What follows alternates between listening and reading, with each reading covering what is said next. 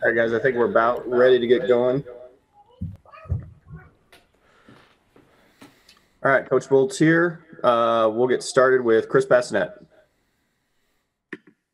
Hey, Will, I guess I'll just get right to it with the news that the Big Ten's going to allow fans coming out this morning. I guess what does that mean for you guys, and how excited are you to be able to play at home and in front of some fans? Yeah, the timing worked out pretty well for us, being on the road the first 3 weeks and then having this come down this morning. I'm happy for our players. Obviously, we're all excited, but I'm happy for our players. They've been through a lot in the last year. Had a lot of things taken away, but to have a little sense of normalcy this weekend, to have some Husker fans in the stands, I know they've been anxious to try to get out and see us play. And yeah, we're obviously don't know exactly the details yet of what it's going to look like or anything like that, but very excited for the prospects of having that happen. Chris, you got any questions about the weekend? Yeah, I guess just how much does the approach change? Being at home, not having to get on a bus, not having to get on a plane. What's been the attitude of the guys just getting ready for that, knowing they can sleep in their own beds and all that sort of stuff? Yeah, the dynamic changes a little bit. You're not getting on a bus, you're not staying in a hotel, you're not practicing somebody else's field on Thursday.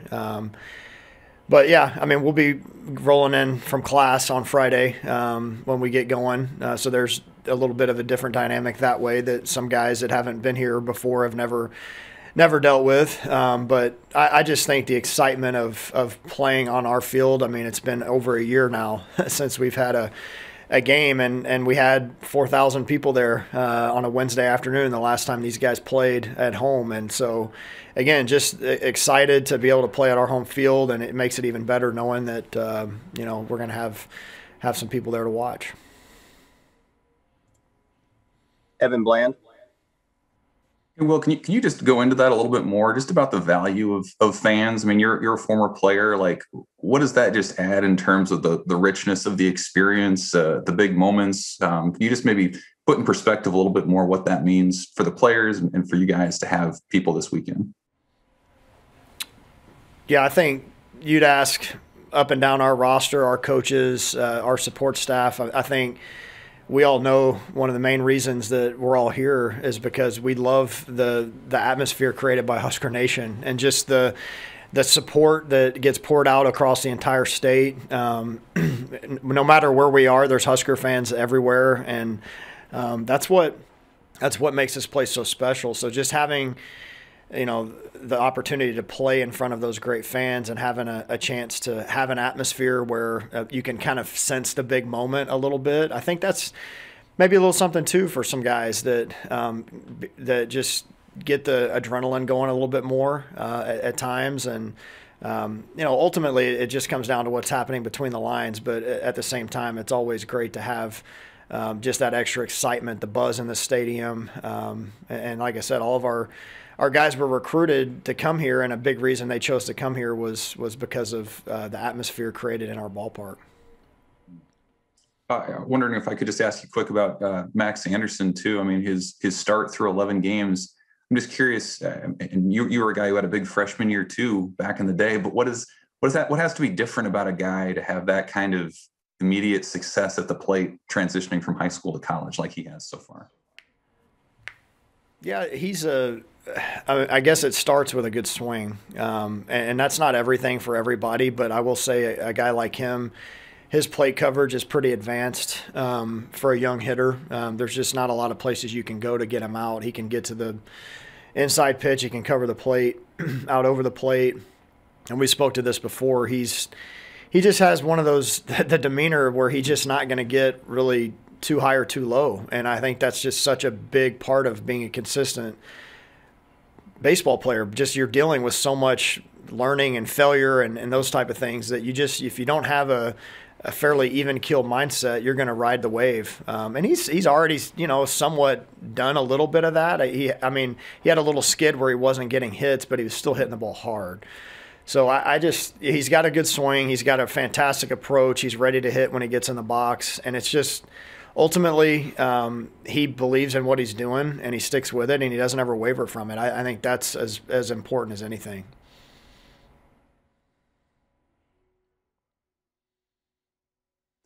Mike Babcock.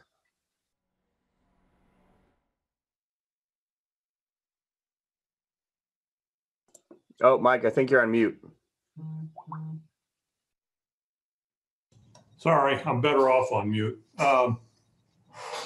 Luke Rostrom, this is kind of a statement, maybe more than a question, but he came in, started the second two games last weekend and hit pretty well. Has he come on from, I mean, I know he's a veteran guy, but has he come on in a way that you had hoped?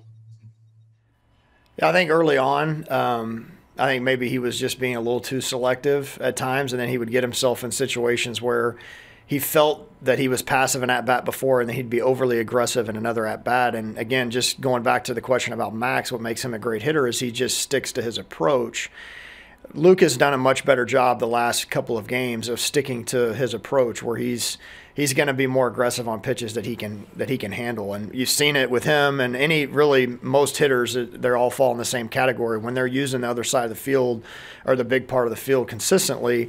They're usually swinging the bat pretty good. And he got himself going with just a simple backside single that scored a run for us that beat the shift, and that kind of sparked him a little bit to hit the Oppo double, to hit the Oppo home run. He lined out hard to left field, and so he's definitely been more committed, I would say, to his approach the last few games. And when he does that, he's got a good swing. He's strong. He's got power, and he's a left-handed bat that we need, production from in the lineup with a lot of right-handed hitters. So it's been good to see him make that adjustment. He's a fifth-year player.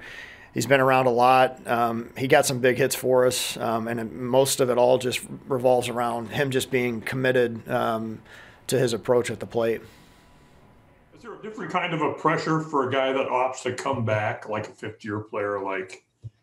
Is it unique to that sort of mindset that, well, I opted to come back, I need to do something to show that it was worth my coming back? I think there's a little bit of that regardless of what year you are. I think these guys are all just, they want to do the right thing. They want to do right by their teammates. They want so badly to win. But sometimes they can become a bit paralyzing in a big spot. And I just, with Luke, he wants it. I mean, he's a guy that is very he just wants to get it done so badly that at times he's just not been aggressive enough in some of those spots. So I don't think he puts any more pressure on himself because he's a fifth-year guy. I just think he, again, when he clears his mind and just keeps it simple, he's going to have a great chance to have success.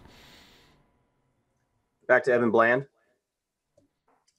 Hey, well, I guess, can you speak to the challenges that Minnesota presents this weekend, and any changes to the rotation for you guys?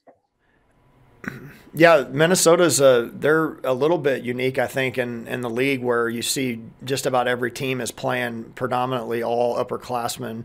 They've had a lot more freshmen and sophomores pitch and play in their lineup, and they've played an awfully tough schedule. They've got a very talented roster. They've got some guys with good stuff, some good young players, perhaps one of the better hitters in the league hitting in the middle of their order or right at the top of their order. Yeah, they've got a talented roster. They've played an extremely tough schedule up to this point as well, and they're just like every team in our league at this point. There's no weekend where you look and go, oh man, there's a we're just going to be able to just go have our way. I mean, Minnesota they're all obviously very well coached. They've got a coach that's been there for years and years and been to regionals and won championships, and so he's got that winning culture there. So yeah, they're gonna be a good team. They're gonna give us everything we can handle. We need to be ready to go from the first game on Friday. And as far as our rotation goes, we're gonna go with the same order as we'll go Povich on Friday. We'll go Roach game one, and then we'll actually go Jake Munns the second game of the doubleheader, and Shannon will stay on Sunday this week. Time for two more. Chris Bassinet. Well, how important was it just to get out of that series finale against Iowa with a win, just to kind of keep the good vibes and keep the momentum going into this week? Or is that something you even, obviously you want to win games, so is that something you even worry about as far as trying to build momentum and things like that? No, I think there's something to that. I absolutely. You win a season series with Iowa, who's a really good team, who I think when it's all said and done, they're going to put all their pieces together and rack up a lot of wins. Winning the season series with them, 3 out of 5 was big.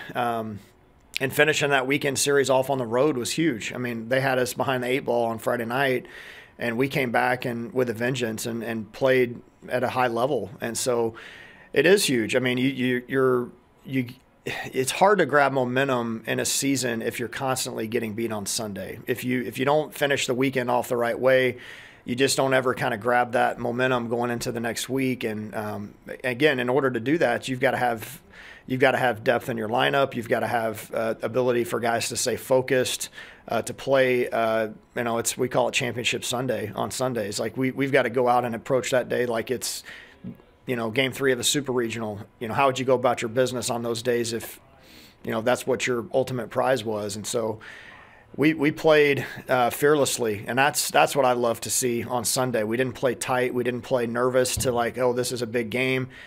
We got down early, and our guys just kept coming. They just kept fighting. So, yeah, there is something to that. You get that momentum with a series win, and more importantly on Sunday, where you can kind of build on that going into practice and then into the next weekend. All right, last one for Coach Kevin Suits. Hey, Will, back to the discussion about fan attendance. Did you get a sense that this was coming? And then additionally, do you have any kind of idea how many fans may be allowed inside Haymarket Park this weekend? I think we were all hopeful that it would come. I think we were all hopeful that as things started to turn around with the virus and we know more about it and those type of things that this day would come, that we would have the opportunity to have fans. So to say that we expected it, not necessarily. I've said it from the get-go. We're just going to roll with whatever they give us, and we're going to have a great attitude regardless. So it definitely is something our guys are going to be very excited about. But as far as the number goes, I don't get really involved with any of that stuff. Those are conversations that I'm sure have been had behind the scenes by a bunch of people that are much more qualified than I am to make those decisions. So whatever that number is, we'll be excited about, and it'll be a fun weekend. All right, that's it for Coach. We'll have Spencer Swellenbach step in next.